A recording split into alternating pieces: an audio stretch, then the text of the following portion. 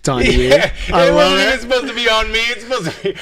Wait, hey everybody! Welcome back to the Renatus InvestEdge. My name is Jay Stark, and joining me is not Mr. Bob Snyder, but instead we have his son in his place, Mr. Matt Snyder. Thank you, Jay. Yeah, I was going to take it off this time, but the camera was on Jay, and as you can see, he's really good at improvising.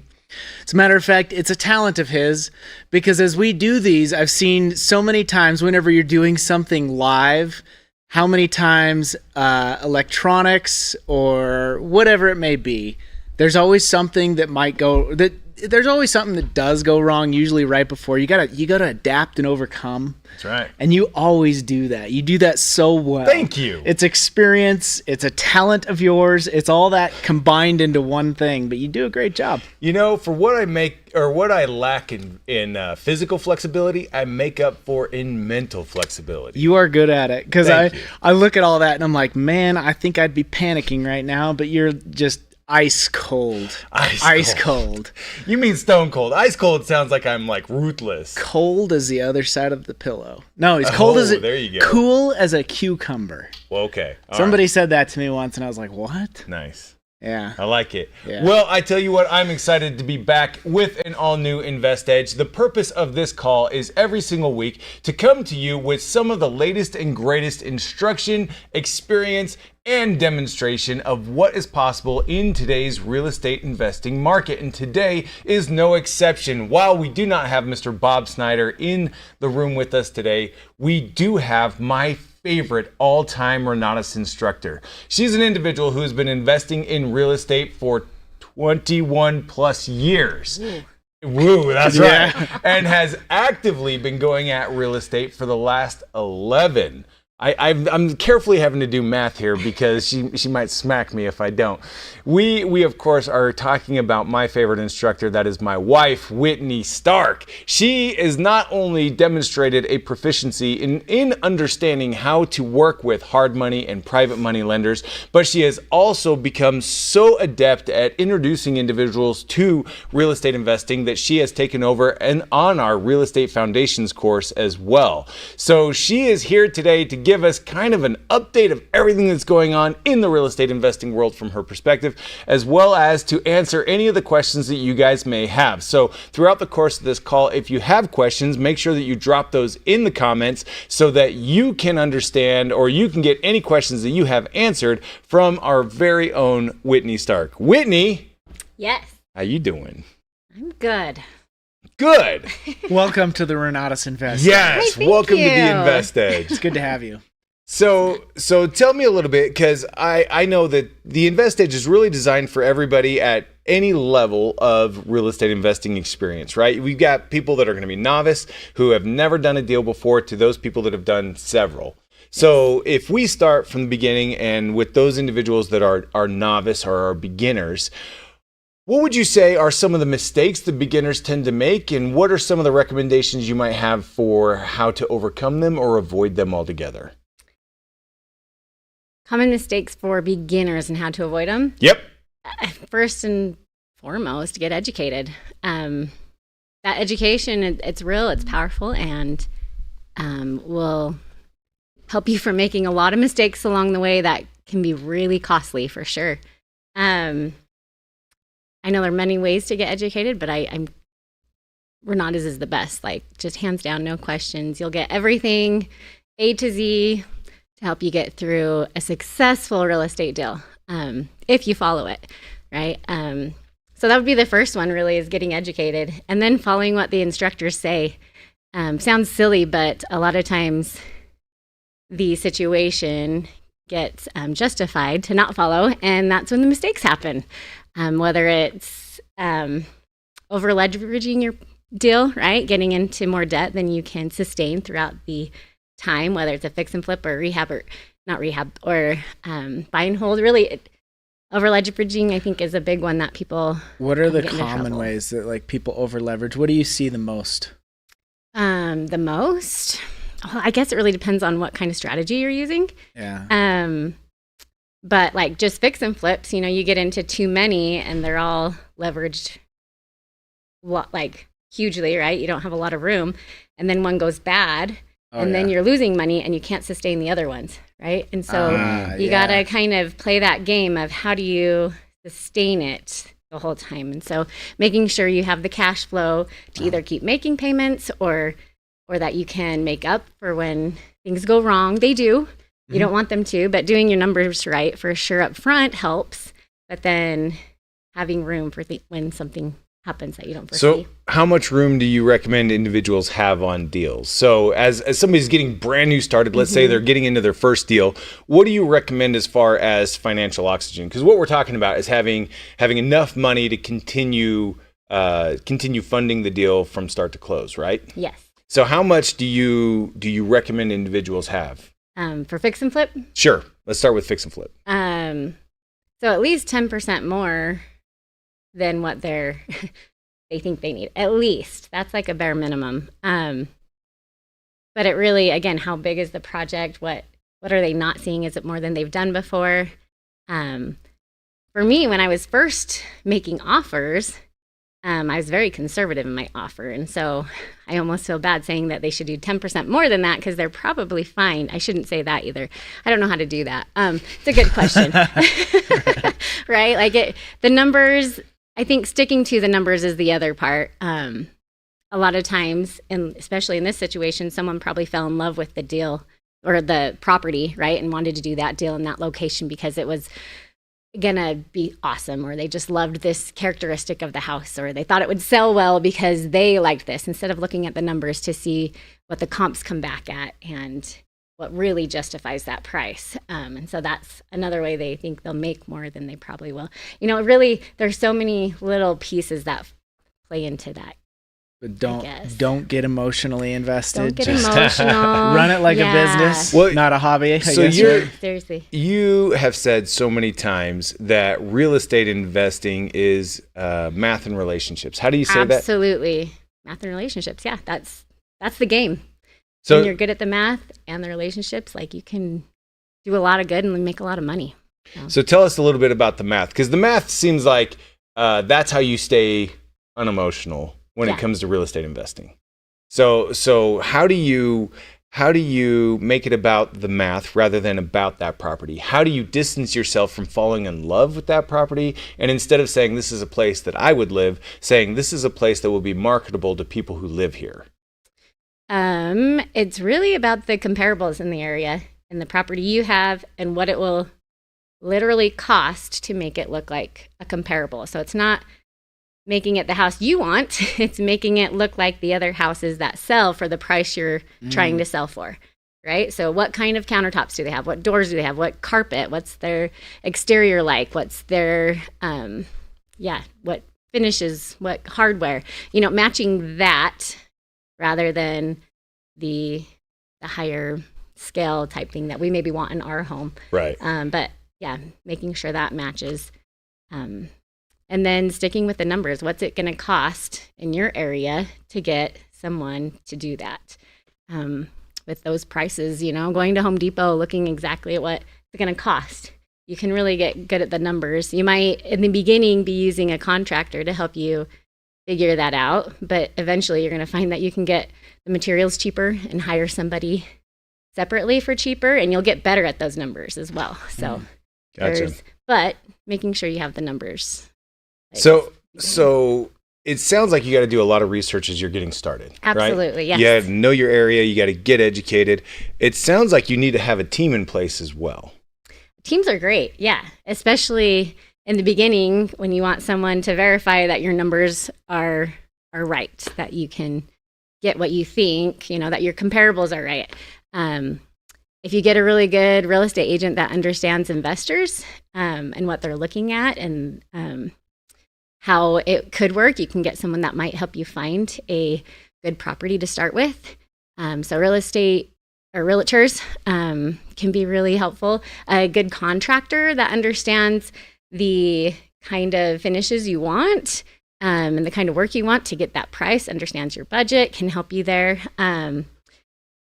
There's so many. There's the taxes, making sure you're doing that side right and getting your books together right. What kind of There's a lot of people on your team. So if I'm brand new and I'm just getting started, all of this may sound pretty intimidating, right? If I'm going to go talk to industry professionals about their profession that I want to hire them for, but I have no experience with people in that profession, how do you recommend approaching them? Honestly. Okay. So in my class, Real Estate Foundations, I do have like several professionals that you'll run into in the industry, and a lot of questions you can ask them. And I really like it just because the questions, I think, help you think through why you want them on your team, how they'll be useful to you. And then use them or not, whatever. But knowing how to talk to them, knowing what their profession is, how it can benefit you, how you can benefit each other, I think is really just helpful to know how to talk to them in an acceptable way, a way that they want to interact, right? That they know that you know what you're doing, or at least are trying to learn. Like, there's nothing wrong with saying, I'm doing my first deal. I understand that here, like for the cabinetry, I understand that you can take out the cabinets and put in new cabinets, and this is the budget that I am working with. Is this something that you can do? Just being real with them, like, this is what I want to do. Is this something that you're up for? And yeah, taking care of those relationships as well, like saying, I plan to do more of these. And when they understand it might be like the second one, then when they're like, oh yeah, this person's real, let's give them a discount because I know they're repeat customers, right? And working that relationship, right? And they'll come and go. I've worked with a lot of people, contractor wise, that I've gotten those great discounts in the beginning, but then I give them a lot of work, and then they realize they're worth more than I'm paying them in their perspective, which it's fine. They got more business, they got better, right? Like, it's okay, but it doesn't mean I want to keep paying that either. And so you find another one. So, it's fine. That's funny. So tell us a little bit about the value of relationships. Oh, relationships. I think they really make or break you, right? When you take care of one, for instance, my lenders, that's one that I have shared before, is I've worked with several different lenders, right? But I had a deal that I had that was under contract, and just a couple days, I can't remember how many days now, so I apologize if it's not exactly right, but a couple days before I was supposed to close on that to purchase the property, the lender I was going with decided that they were going to increase their rates. And it's his money. He felt like he could get more for it. So, okay. I didn't like it though. And so I reached out to another lender that I'd worked with and just said, hey, this is what's going on. Would you be willing to lend it to me at the rate that I'd usually gotten it with him? And he did. He's like, absolutely. And he closed the next day, right? And that saved me several thousand right there. Having taken care of your contractors, when you're their most important client, right, your stuff will get done. And so when you take care of them, whether it's checking in on them, bringing them lunch, paying them on time, holding up your side of the bargain, right, they'll make sure you're taken care of as well, which will keep your flip going like quicker, right? Like, you're going to not take as much time. Yeah. Time is absolutely money. So it's beneficial monetary as well as like you're taking care of them, so they'll give back. It's a win-win kind of thing. I've had a lot of these contractors, or a lot of the professionals that I work with, that even refer deals to me, because they know I'll do what I say I'm going to do. I take care of who I work with. Yeah. And, it just keeps coming around. So absolutely taken care of. On the flip side, I've had people that have have not had quite the integrity I appreciate when doing deals. That is such a PC way of saying this guy was a bum. They don't have integrity, in other words, yeah. Right? But I won't work with them anymore. And a lot of the people in the industry that I work with won't either. I have a lot of interesting stories that way, but they're not always happy. I can all I want to say is karma's real. And when you start taking advantage of people, not fulfilling what you say you will, it comes back. The best way to make sure that doesn't happen is to do everything above board, right? Make sure you're taking care of your lenders. You're taking care of those people that are working with you. You're recording everybody on properties. Like if it is like a private lender, you're recording them on the property so that if something does go wrong, they still have the property, right? They still have that value if necessary. Now, the plan isn't for that to never be the case, but when you're taking care of them, they'll see it. And then keeping them in the loop, what's going on, whether it's a title agent or a real estate agent that you're buying from, or all of the people that you're working with, a contractor. When you are upfront when something's not good, I think that's when you get even more value out of the relationship, that they understand that you're going to be honest and upfront even when it's bad. I want you to talk more about that, because you and I have seen over and over those experiences where a phone call stops them from taking drastic action, or having a preemptive conversation creates solutions before the problem actually becomes real. Oh yeah, that one by far, yeah. Talk a little bit about that, because I feel like that's a gem, that's a nugget that individuals who are getting started in real estate investing really need to be aware of. So okay, sorry, I'm thinking of a lot of different little things. Preemptive measures. Well, okay, a relationship that I've worked with a lot. I had a title agent that I was very familiar with. We were friends, right? We'd go out to lunch type of thing because of bringing her so much deals, so many just income from closing so much. But I had a property that I found that looked great. Like the numbers made sense, but he was about to be foreclosed on. And so I needed to stop the auction. And it was like a holiday the day before. So she wasn't in the office, but I sent her all the information and just said, hey, the auction's in the morning. I'm headed down with a check. Will you just do a quick title search for me if you have a chance? If not, it's okay. I understand. I'm going to do this deal type of thing. Well, on the way down, she called me. She's like, Whitney, I just got to the office. I pulled a title search. Don't do it. There are so many liens on this property. It is terrible. And she started listing them off. Saved me so much money, right? If there's a list, run. Yeah, and there was. It was so bad. And so she really did save me on that one, right? That's just one that she took care of me. But I told her what was going on, and I'd used her enough that she understood that I was going to make it happen. And so, yeah, on the way there. But then I had a property that was taken longer than it was supposed to. And it was frustrating. It happens. But I called the lender on that property and just said, I'm really sorry. Like, this is not going to close when I told you. And he said, well, what's going on? Right?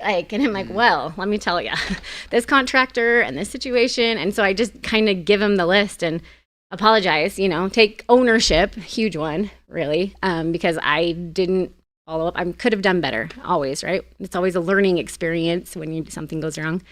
And so I told him that, and he's like, well, actually, I can recommend this contractor that I've worked with a lot, and I think this guy can help you too. So I start getting referrals from him, right? And he starts helping me. He wants to make money too. And so when you're up front and just say, hey, this happened, dumb mistake of mine, I'm sorry, I'll get you paid. Most of the time, they're super workable and they understand, especially if they've been working in the industry, right? Yeah. Things don't always go as planned.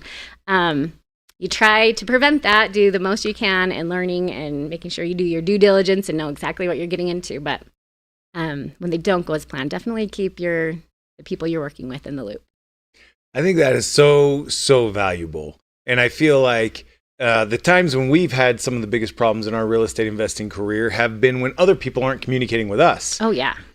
Lack of communication is just so frustrating. It is. So how do you overcome a lack of communication in a relationship?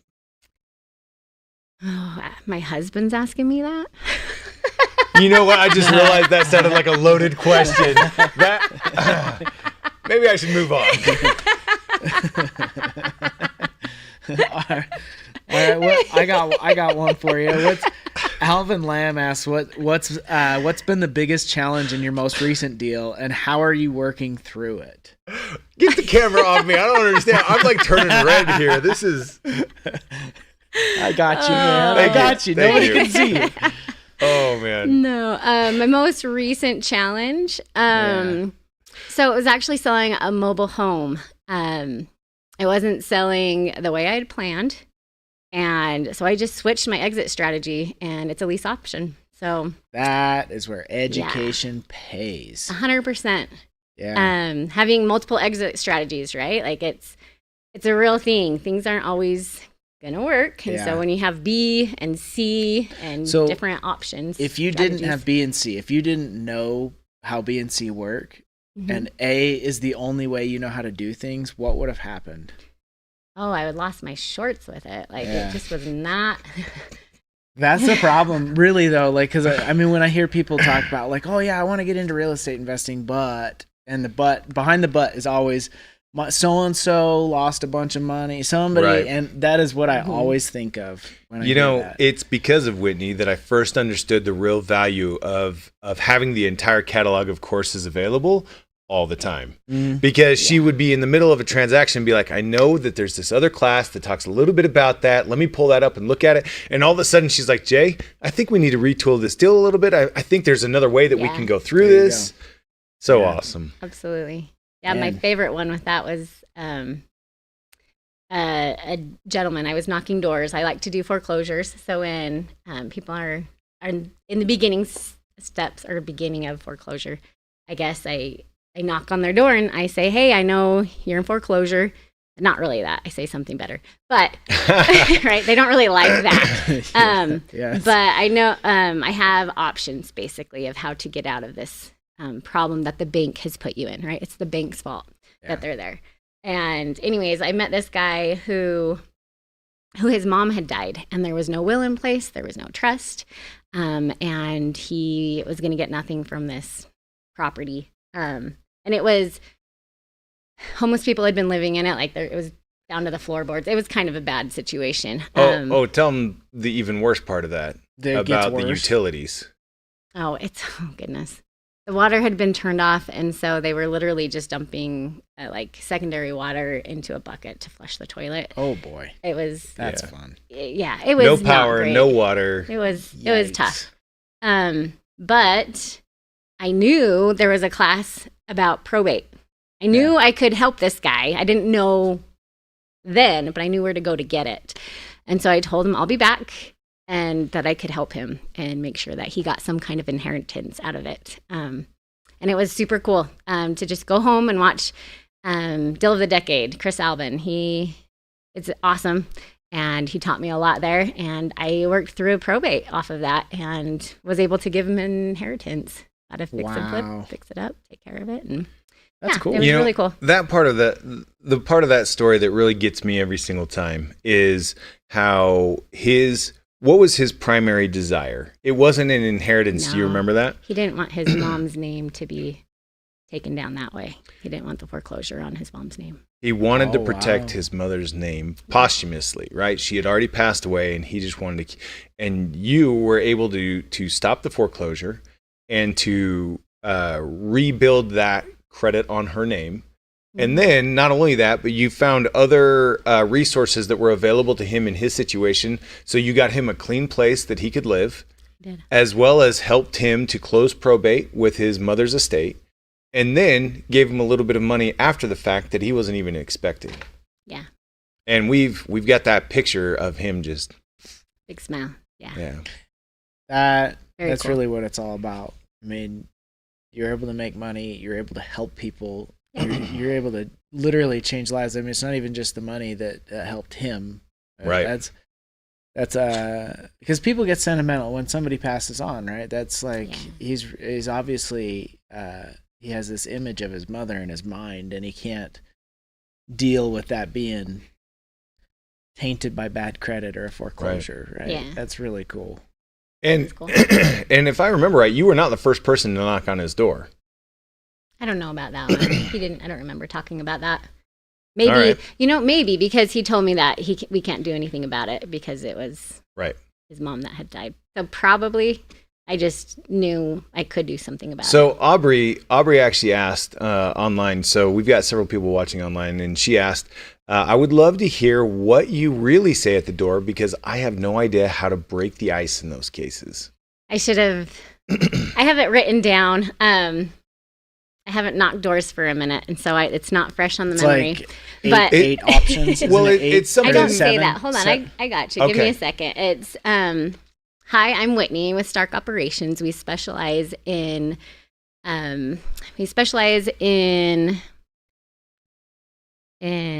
helping. Oh my goodness, we specialize in helping individuals protect their family and take control from the bank. I say protect family and control. Those are both drive, right? Hitting kind of main drive. And then I say, if I could help you, would you be open to a 15-minute conversation? Pretty close to that. I would have to go back but I tried to do that. So we specialize in helping, right? Individuals. So it's just anybody take care of their family, and control back from the bank, making the bank the bad guy. Those are the main things I try to say quickly, Right. right? Before they're like, we don't need you, already taken care of it. Or, Yeah. but they will. And then I just ask them, well, what are you doing? Right? Maybe I can offer some more thoughts behind it, and I try to be very, just trying to help them. And I mean that Authentically.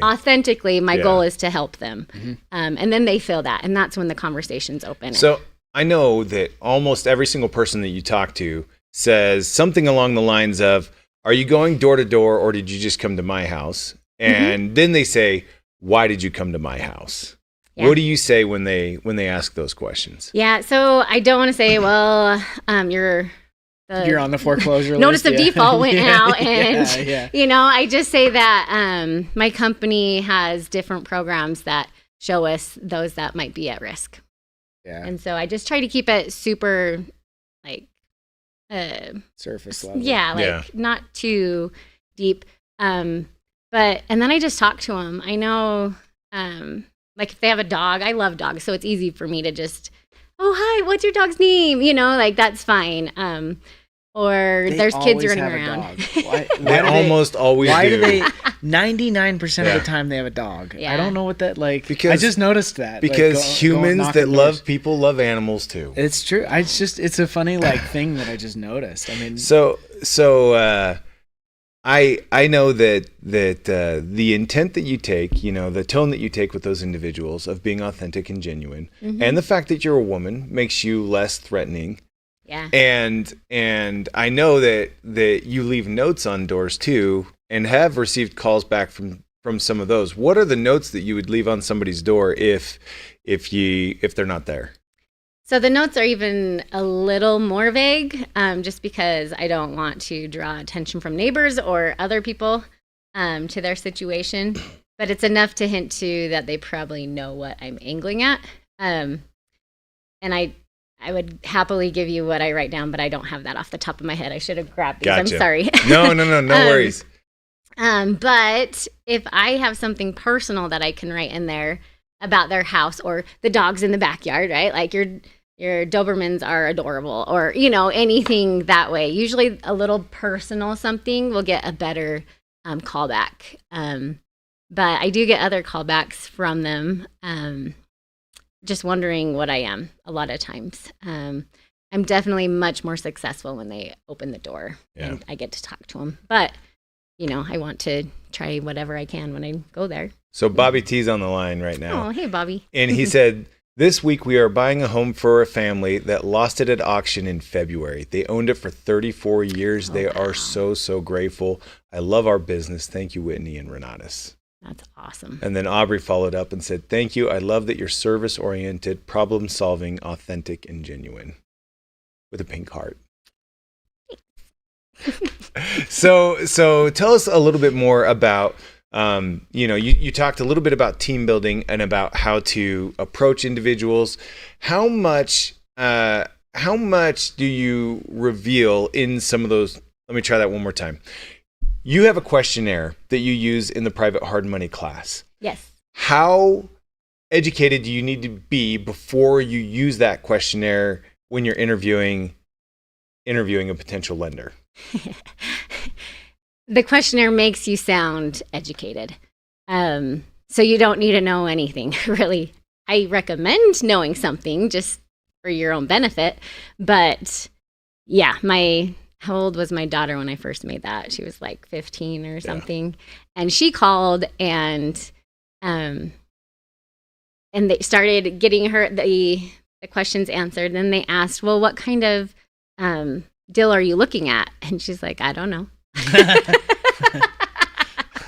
was like, oh, I didn't know I need to kind of fill that one out there. But but she was getting them all answered, and it works. And then I've had several people that have come back to me and said, I did ask these, and the lender said the very last question is, are you flexible, right? Are these terms flexible? And the lenders would respond, well, you sound like you know what you're doing. So what were you thinking? Yes, they're flexible and you sound educated. So yeah, what do you want? Like, let's figure this out, right? Like sounding educated is one thing. Being educated is another, but this at least helps you sound that way. It started. I love that.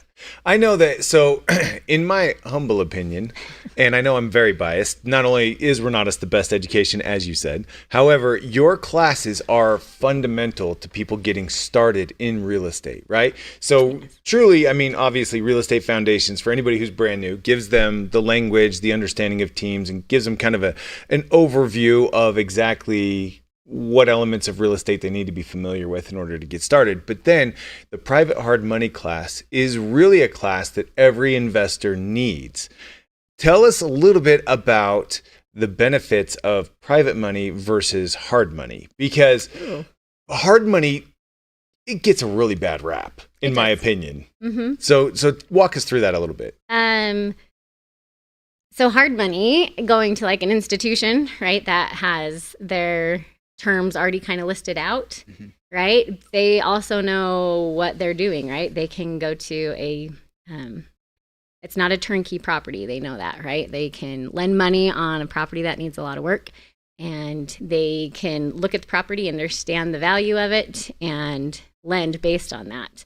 You're not going to have to educate them or show them anything. So if you have a good deal, they're going to give you money, right? Like it's just that way.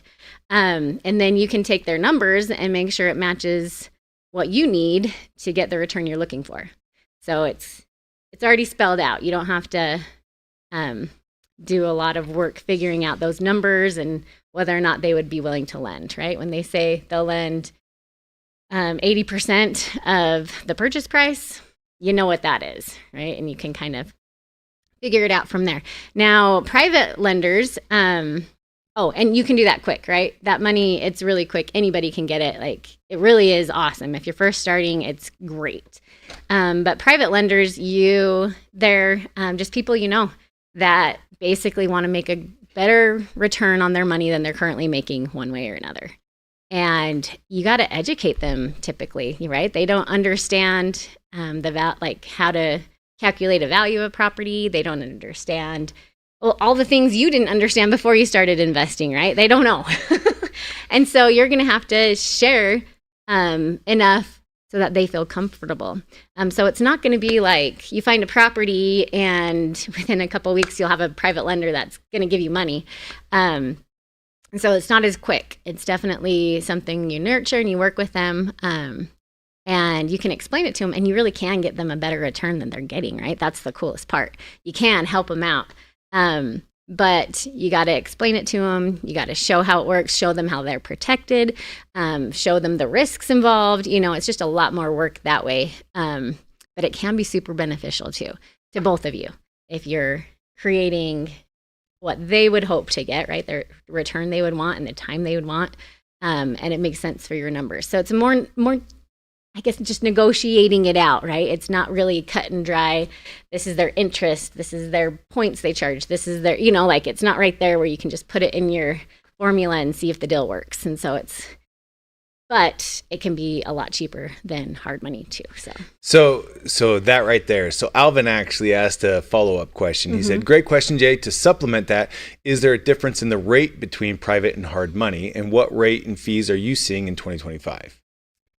Oh, the rates have gone up. So private money is your relationship. They're going to be all over, right? Like that's not going to change a lot. It's going to be, not that it's not going to change, but it's up to how you negotiate it. So there's not a number I can advise on that, right? It'll be subjective to whatever you guys agree on. Yeah. Okay. Yeah. And I know some people that are like, get it down to 6% just interest, during the thing and no points. But I think that's crazy. I don't know. Anyways, but up to I don't know. That probably could go all over. It really depends. I know I like to do about 15%. It's kind of my comfort area. But right now, a lot of people are making money in the stock market, and so they don't want to give it too. So it really just, right? That's the balancing act and where you find it, because they might have their money just sitting in a safe and want to make some interest on it. So I have done that one too. That was fun.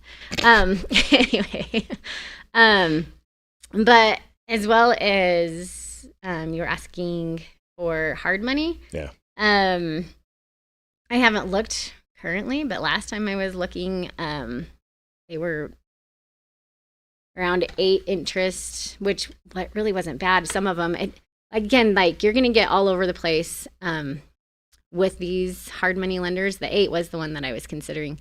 You could get lower, you can get more. They really are just subject to who's in their group, right? Yeah. And they have to give them the guaranteed return that they told them when they got it, right? And then they need to make a little bit too. So that's going to vary a lot as well. But I don't have current ones. I haven't used hard money for a second. So the reason why I love talking about hard money is not only because there's this people have this perspective on hard money that they're like loan sharks or something, but it's truly the easiest way for new investors to get access to money. Because like you said, they 100% hinge what they finance based on the numbers of the deal, right? They take a look at the deal, they run their own comps, they do their own investigation, and then they decide exactly what they're going to give you versus what they're not. Yeah. Would you advise somebody who is brand new getting familiar with hard money right out of the gate before they start to have conversations with individuals about private money? Yes. Sorry, I knew that was a leading question, but yeah, get familiar with the hard money. Know, what 3 and 12 means, right? Know what 1 and 8, they're what that's leading to, and how that applies to your deal, and understand the terms, right? Is it 6 months? Is it a year? Is it a long-term rental?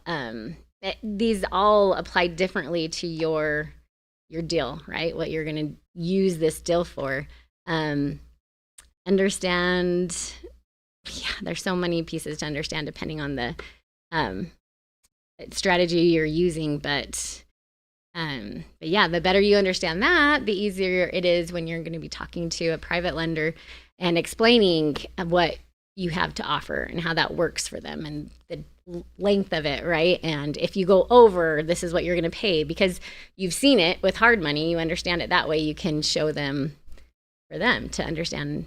It will make you sound more credible. This is how you're protected. This is how you're going to get paid, and you have experience. Yeah, they want to know. Yeah. So those questions have to be answered. oh yeah, Yeah. And if you don't know what you're talking about, people feel it pretty quick. Yeah, they're going to back out. Yeah. So tell me a little bit. If you let's say that you find a deal, right? And you go and you find a great hard money lender, you get hard money on that deal.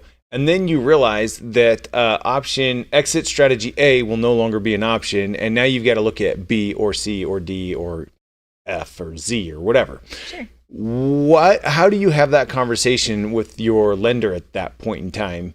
Because a lot of times, especially if you are looking, your initial agreement is short term with penalties, can you renegotiate that contract if it's going to go longer or if it's going to be a longer term situation?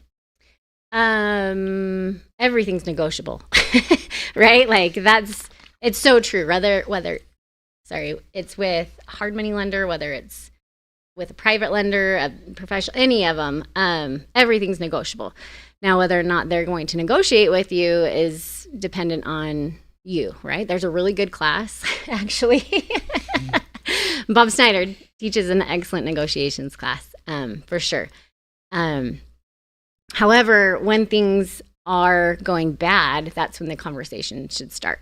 And when you start seeing that maybe exit strategy B, maybe you're doing a fix and flip, but you're not going to be able to sell it at the price you wanted. You know, the market's gone down, so you're going to keep it for a long-term rental. So that's when you get on the phone and say, hard money lender, I'm going to need to change into this long-term kind of deal. And maybe they offer something that you can roll it into, or maybe you need to find another lender and maybe they have a good referral, right? But that's when you start the conversation and let them know what's going on. So something's changed. That, building relationships and then tapping those relationships, those professional relationships to find those additional referrals has been incredible. Oh, absolutely. Yes. I know that you've had conversations with people and they're like, no, I don't have the money for that kind of a deal right now. And you always ask them, well, do you know anybody who does? Yeah. How many examples of that have you seen over your career? Oh, so many. So many. Yeah. It just keeps going, one person to the next. Like, they all know people, right, in the industry, and you just start connecting to a lot more. Even just contractors, right? Like, I'm sorry, I don't have time for this, but here's my buddy's number. Like, you just start, no matter where you're looking, you can get professional referrals. And I love it when it comes from the professionals themselves, right? Yeah. You've actually found and done business with people that don't even market online at all. Oh, yeah. That are all 100% network referrals. Absolutely. Yeah. Yeah. So where do you recommend a new person starts in the education with Renatus? Because you are a product of the product, right? You are homegrown. Yes. That's funny to say to my wife. But where do you recommend individuals get started in the education? Well, real estate foundations, right? But truly, that's going to be like your beginning understanding of real estate, of different strategies, of what you might be interested in, exit strategies, how they apply to each other, making your own business plan, right? It's going to be in there, as well as the people you work with, the professionals that are going to help you along the way. For sure, I would start there, and then I would keep going. In the essentials courses, there's so many that can help you real quick. Right after that, you can do real estate red flags, what things you should look for that could be bad. The negotiations is in there as well, which is just a great class that everybody should watch, period. But just starting off at those, and then it really depends on what your strategy is going to be and what you need, right? Do you need to repair your credit? Maybe that should be something you start looking at right from the beginning. Velocity banking, are you looking to free up some lines to start doing business? That's a great one. And like getting ready for what you want, but then diving into what you're going to do. If you don't have any money in the beginning, the wholesaling class is a great way to get into real estate with no money, no credit. Just start going. It's kind of hard that way. I don't want to lie. I think it's easier to get a hard money loan and do a fix and flip than to get a wholesale deal from the beginning, right? But as you do that, you'll start wholesaling kind of becomes a part of it. Anyways, you start getting into all of the different strategies as you get in, right? It just happens. And it's awesome because you're like, oh, I can do that. And you just go watch the course, right? I remember one time you started a project, and I think we got one day into the project, one day of demo, and then a guy comes and knocks on the door and he's like, hey, I'm doing 2 of these down the street already. I want this one as well. So a fix and flip became a wholesale like Yeah, it was How crazy is awesome. that? Yeah, made 12 grand real quick. In a day. It's like for Yeah. a little bit of demo. It was awesome. So Nate asked this question. This is a great question. This is probably gonna be the last question that we're gonna have time for. But he said, when running your numbers, do you run them with all the options, meaning all of the exit strategies, such as fix and flip, rental, wholesale, and then pick your best option, or do you have one primary strategy and have the others as backups? So I have a primary strategy and then the backups for sure. Because I have my own personal business plan, right? What I want my portfolio to look like. So if I am looking to make a little money to purchase another deal, maybe it is a flip property that I'm looking at. Or